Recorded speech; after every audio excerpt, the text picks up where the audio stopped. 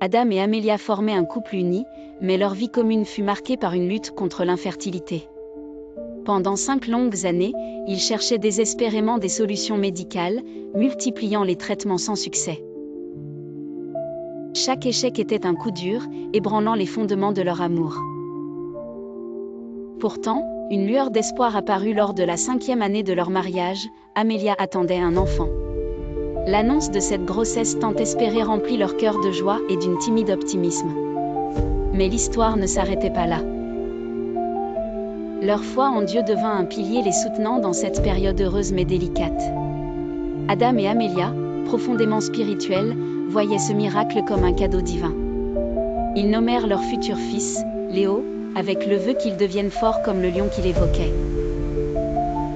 Mais les défis ne faisaient que commencer. À peine Léo était-il venu au monde que sa santé commença à décliner de manière alarmante. De médecin en diagnostic, le mystère autour de son état semblait s'épaissir. Amelia, inquiète et intuitive, sentit que quelque chose de spirituel menaçait leur enfant. Obam, un ami d'enfance d'Adam, jouait dans l'ombre. Profondément perturbé par ses propres ambitions, il avait pris la placenta de Léo à l'insu du couple. Son geste était motivé par sa quête avide de richesse. Obam avait consulté un fétichiste, croyant que la manipulation occulte de la placenta l'aiderait à obtenir des trésors. La vérité fut révélée lorsqu'Amelia et Adam se tournèrent vers leur pasteur pour des réponses.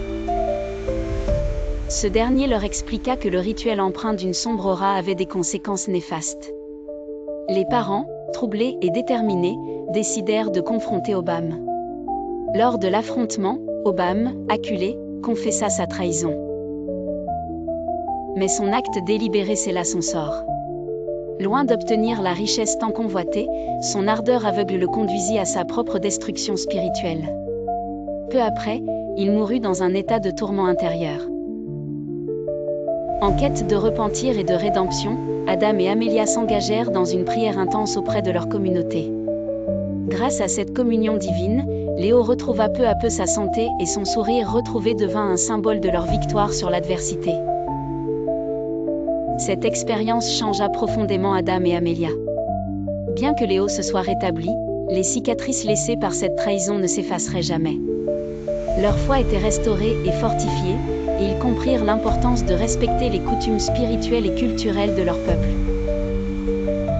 Les parents jurèrent de protéger leur fils des dangers invisibles et de le guider avec amour et sagesse tout au long de sa vie, conscients que chaque jour était un véritable miracle.